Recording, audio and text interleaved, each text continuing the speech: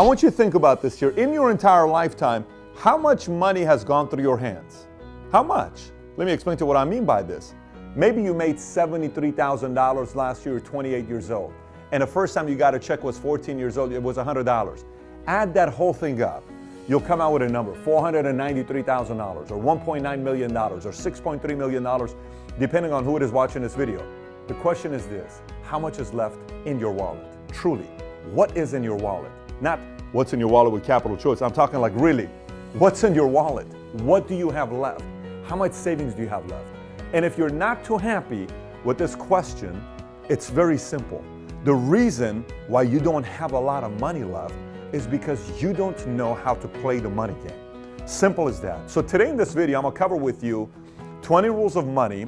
These are rules of money that I followed, and it's obviously from a lot of mistakes I made, because there was a point in my life where I had made money and there was nothing left in my pocket. So I'm telling you from my experiences. But rule number one is the most important one. And it's the one you have to buy into immediately. It's very simple. You can fight it, say whatever you want to do to it. It's a rule. And the rule is, it's a game. Money is a game. And the great thing about any game is the following thing. No matter what game you play the most, eventually get good at it. If I've never played chess and I play you and you played 100 times chess, you're probably going to beat me. If I have played Monopoly 1,000 times and you played 3 times, I'm probably going to beat you because it's a game. So the great thing about the money game is it can be learned. So many times people fight it and they have problems with it. And they say, well, you know, that person became rich because they're smart. This person did this. No. They learned the game, and you can also take the time to learn the game. Rule number 2 is don't be a hater of money. If you hate money, you'll never get money, because money doesn't like haters. So if you're a hater and you constantly say things like, well, money doesn't grow on trees, and money is this, and money is that, and rich people are this, you're right. Money says, you're right. I'm not turned on by you. It's almost as if going on a date with an attractive girl and telling the girl that you don't like attractive girls who don't know a lot about philosophy and all they care about is their looks and doing makeup and doing this and working out and going to the gym. And this girl's like, dude, I put makeup on, I work out every day to stay in shape, but I also like other things in my life. But you know what? You're right. You're not attracted to me. I don't like you. She goes and finds another guy that says, I like a girl that takes care of her body. I like a girl that takes care of her skin. I like a girl that does makeup. I like a girl that works out 5 days a week. She's attracted to that guy. Keep that part of mind. Don't be a hater with money. Number 3, it's a doubles game. Listen, this should you can stop watching the entire video. You got the main things out of the way. It's a double game. And by the way, at the end of the video, I'm gonna give you a free PDF. It's a double game. What is a double game? The entire game of money is about doubling your money. So what do you mean, Pat, doubling your money? Let me explain it to you this way. If you right now have $1,000 in your bank account, if you're watching this, you have $1,000 cash, you are 10 doubles away from $1 million. That's it. You're 5 doubles away from having $32,000. You're 13 doubles away from having $8.192 million. You're 14 doubles away from $16 million. It's a doubles game. So how soon can you double your money? That's truly the game. Can you take that $1,000 and double it to $2,000 in the next year? So the next thing is, now it's $2,000 you have an account. Now you are 9 steps away from $1 million. You may say, Pat, I already have $100,000 in my account. Well, guess what? You're 4 doubles, 3 doubles away from $1 million. All you got it's a doubles game. This is a piece of cake when you learn it's a doubles game. So the question then becomes what? How soon, this is the real game of doubles. It becomes 2 different things. Risk tolerance, because you got to know yourself when it comes to money. Your risk tolerance, depending on the age you're at, if you're 65, your risk tolerance is going to be lower than you being 22 years old, right? So you have your risk tolerance, you need to know you. Then the other part is time horizon. What is your time horizon?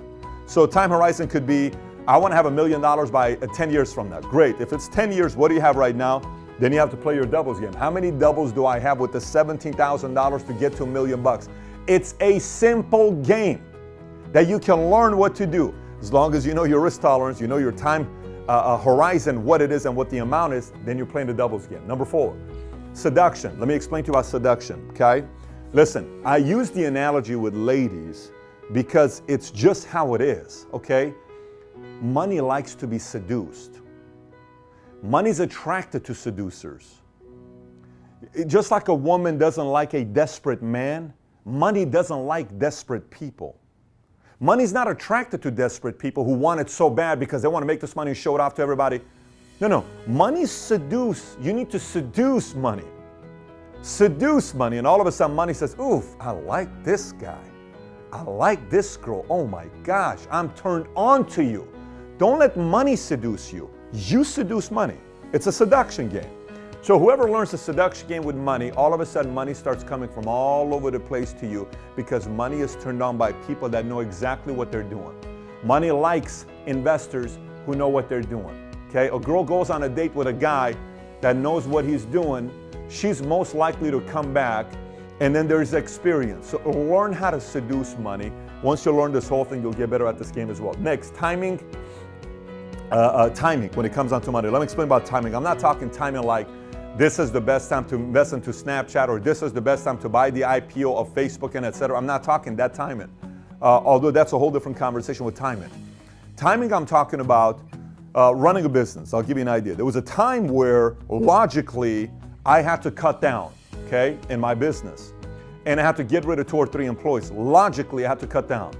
But I knew what I was getting ready to do, and I had access to all the information. I decided to double down, and that helped expand the business to new area, new territories. So, and then the other part is cutting down expenses, is you knowing maybe numbers are looking very good, but there's an area that needs to be cut down that no one else knows about the information. You need to cut down because you have access to all the information. So there's got to be a part where you need to know, and this is a thing that we can't teach you. This is not something I can teach you about. But this is going to be a part of it that you're going to learn from experience with timing. Timing with when you buy, timing on when you invest, timing on when you stay light, timing on when you stay liquid, timing on when you go. There's a timing aspect to all those decisions you'll make. Number 6, boredom. Let me explain what boredom means. Money needs to be moved, okay? Again, if a girl is bored with you, she leaves you because you're too boring. Same with men. If a man is bored with a girl, they're going to leave because it's boring. Money doesn't like to be bored. What do I mean? If money stays in a checking account, money's going to somebody else who knows how to use that money.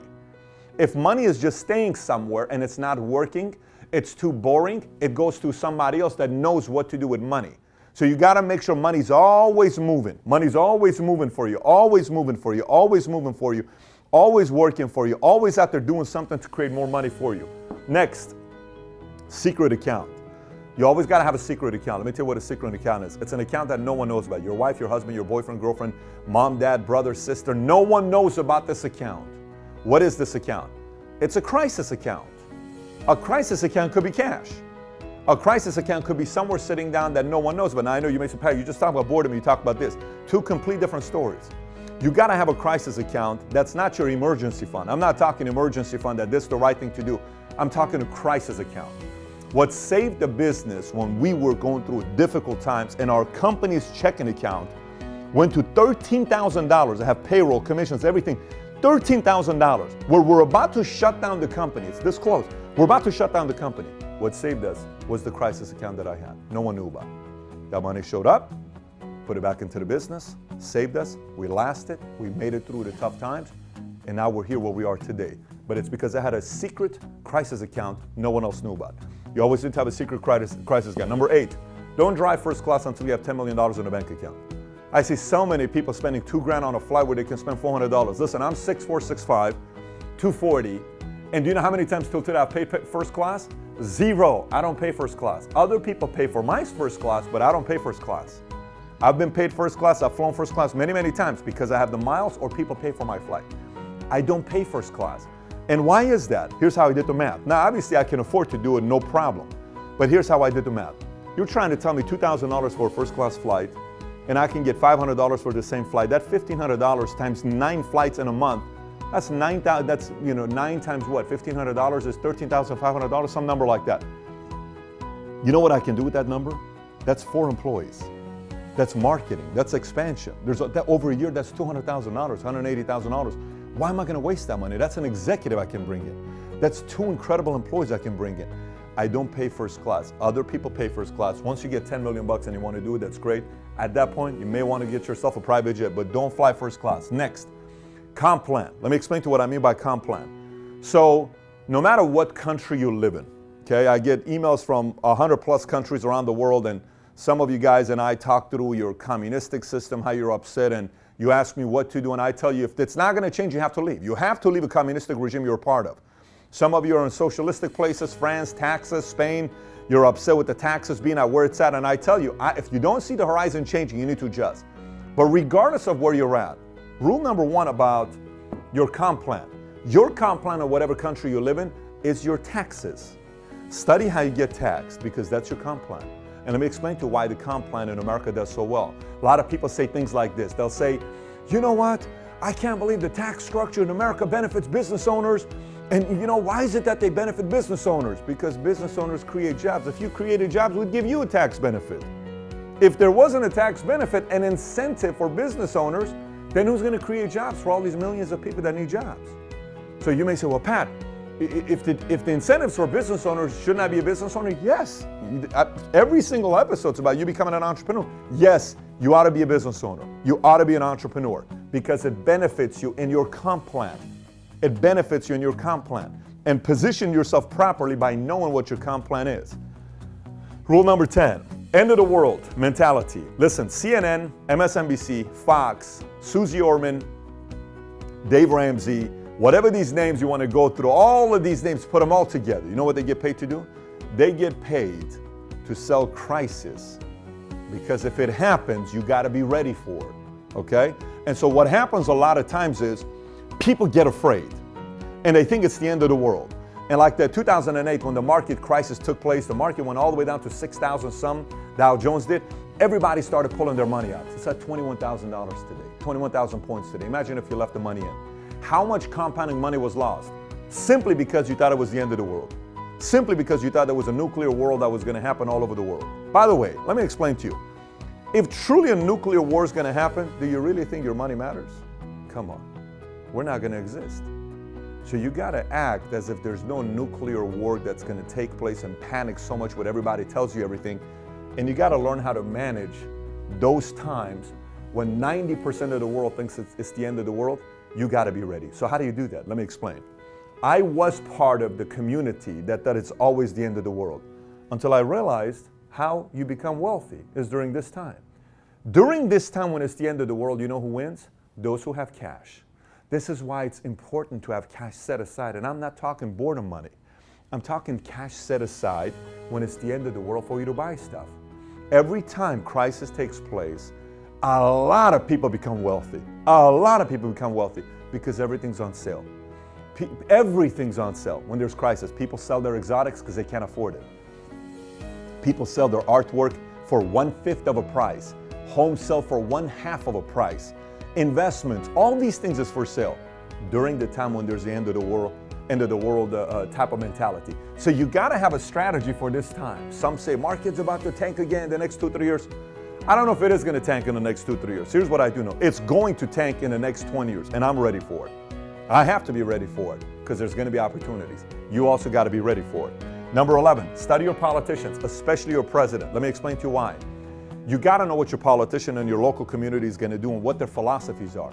Here's why you need to know their philosophies. If their philosophy is to do heavy-duty taxing on you, you need to adjust accordingly. If their philosophy is to cut down taxes, you need to adjust accordingly. People ask me, Pat, what am I going to do with Trump? Start a business. Taxes are being cut. Go make your millions of dollars the next 4 years. And if it's 8 years, go make your money. And adjust. Everything's about adjustment.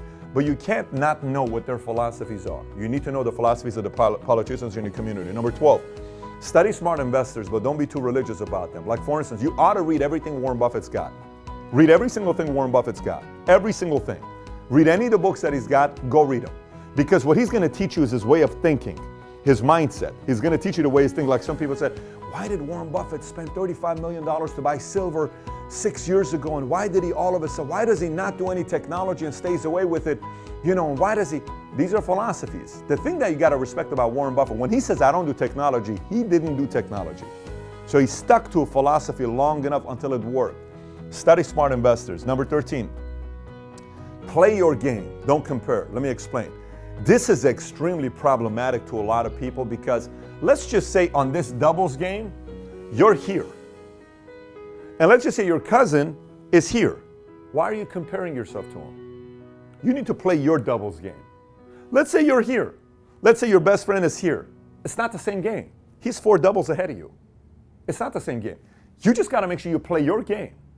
You can't say I'm going to play my game at the level of what the other guy's at, because when you do it that way, you make reckless decisions and you lose a double. You don't want to lose doubles. You want to gain doubles. I don't know, I hope I'm making sense to you. You don't want to go backwards, and anytime you focus on this guy, you sometimes go backwards. Focus on your game, focus on your strategies, focus on your time horizon, focus on your risk tolerance, and play according to that game. Your vision may not be to be a billionaire. Your vision may not be to go out there and do something very big. Your vision may not be to be a person that's got 150 million bucks. Your vision may not be to be a decamillionaire. Your vision may be, I want to one day have $2 million. That's all good. Play to that game and put a plan next to it. Play to that game, but don't constantly compare yourself to other people. Okay, next, index. A lot of people say, well, as long as you beat the index. Okay, as long as you beat the index. I am more concerned of beating my goals than I am about beating the index. I'm not worried about beating the index. I'm worried about beating my goals. What is my goal? What is the deadline? I want to beat that number because it's mine. That's what I'm committed to. What is my deadline? I'm committed to this. I'm not committed to the index. I'm committed to this. Maybe I need to do a lot more than what the index is doing, because this is why I'm in business. In business, I can control the amount of growth I'm going to have on my income. I can't control if I'm studying just the index and the index is going 11.9%. I beat it 2.3%, but that's going to take me a long time for me to get over here. No. Play your game, beat your goals instead of trying to beat the index only. 15, befriend moneymakers. I'll tell you why befriend moneymakers that you trust.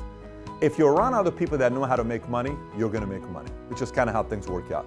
If you're around people that know how to make money, you're generally going to make money. If you're around people that don't even know how to make money or don't even make a lot of money, you're not going to make a lot of money.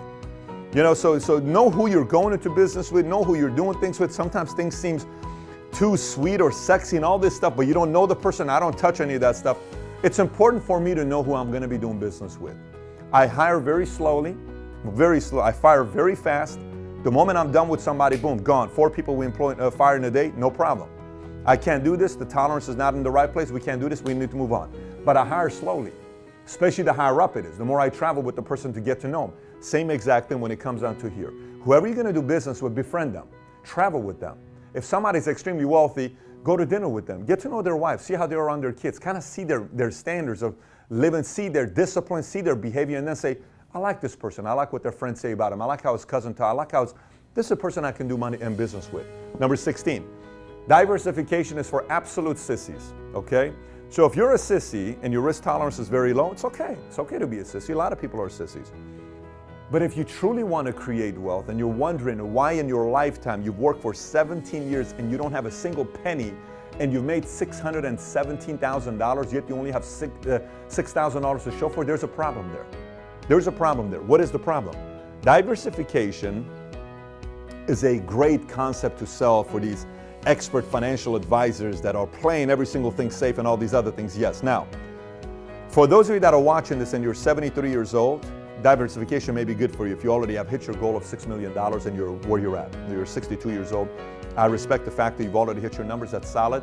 Risk tolerance lower, time horizon lower. Okay, you're playing a different game. I'm talking mainly for the people that are in the offensive mode of their lives, that you're trying to get here. Maybe you're around this market. I'm not talking to the people that are here. I'm talking to the people that are here. You're trying to get your doubles to go quickly, faster. If you just rely on diversification, 20, 30, 40 years, well, then you just got to know that it's going to take 40 years. It's going to take 30 years. Maybe. That's if everything goes the way it's supposed to be going. So I don't recommend just relying on diversification to take you to where you want to get to. 17. The game is about leverage. Everything is leverage. Now, let me explain what leverage means. I'm not saying leverage going to debt with everything. I'm not talking leverage like that. I'm talking leverage, period. What could leverage be? Leverage your business. How can you grow your business if you're running a business? How can you leverage to have more support? How can you leverage to sell more? How can you leverage to expand more? How can you leverage to increase the value of your business more? How can you leverage to market yourself more? How can you leverage to get to the customer faster? How can you leverage to increase the speed of growth of your business? How can you leverage to get certain things going? How can you leverage? Everything is a leverage game. Everything is a leverage game. And the more you study the concept of leverage and the game, how it works, the better it is for your wealth. Number 18, positioning. Positioning has to do with, for instance, I'll tell you what positioning is. We can do a whole thing on positioning, but I'm just going to give it to you in a shorter sense. Positioning. If I'm going to go work at a company and I'm going to have a piece of the equity and I'm going to position myself to own a piece of that company and it's going to go public, that's smart positioning. That's very, very smart positioning. Tom over here, who's our president, Tom created his wealth by positioning. He went and positioned himself in certain places and participated in the victory by owning a piece, and he positioned himself. Sometimes it's positioning. Sometimes it's who you're running with. A lot of times people say, wow, I'm making great income with this company I'm at. Yeah, but you haven't positioned yourself here because there's no backing on the equity. So it's positioning. You got to also position yourself here to make sure you're taking care of that part, right? Of course, you got to take care of your credit. You got to have high income, savings, investments, but you got to make sure you position yourself properly as well. Number 19, strategic partnerships. Strategic partnerships. The more you can create an environment, it's kind of similar to Befriend Moneymakers, but this is slightly different because it's intentional. If you can figure, like what we do with our company, is we have strategic partnerships where a lot of people make money, okay? The more people make money, the more people continue to do business with you if there's strategic partnerships. I have strategic partnerships with $400 billion companies, $200 billion companies, $60 billion companies. I have strategic partnerships with a lot of different companies that benefits them, okay? Strategic partnership increases the value of making money because a lot more people are making money with you when they go into business with you. And last but not least, big check syndrome. Let me tell you what the big check syndrome is. Oh my gosh, I've seen so many people screw this whole thing up, and I'll just explain to you what it is. So for instance, say you are doing a real estate, hypothetically, okay? And all of a sudden you get, this one client wants you to sell their home. It's a $3 million home. I'm just throwing numbers out there. And you go and sell this $3 million home, and the check is $100 and some thousand that you get. And you say, oh my gosh, I made $100,000. And for 2 months, you live as if you made $100,000 in a month. What you don't realize is that $100,000 check in a month, you need to look at it as an $8,300 a month income for that year. That's what that means. It's not $100,000. And I've seen so many people who treat this as $100,000 in a month, and they get cocky, arrogant, all this stuff, and then they go back to right here. And their double goes lower and lower and lower. And they don't realize it's just a big payday. Let me explain. Would you rather have, right now, a $500,000 cash I give you? Watch this question, you're gonna answer. Would you rather take a $500,000, okay, given to you, up front I'm gonna give you $500,000, or would you rather take an income stream, guaranteed, okay, of $100,000 over 20 years? Which one would you take? $500,000 up front, $100,000 over 20 years. Which one would you take? You know what, believe it or not, most people will say, well, I think the right answer is $100,000. Most people would take the $500,000. Let me tell you why the $100,000 allows you to do more. The $100,000 is $2 million. The $500,000 is $500,000. See, this gives me the opportunity to have a stronger backing to make bigger decisions, to get bigger doubles. Now you may say, Pat, but $500,000, that already puts me here. It's irrelevant if you don't know how to play the money game. It's irrelevant if you don't know how to play the money game. I want high income as well. I want income coming in that feeds my game so I can increase my net worth.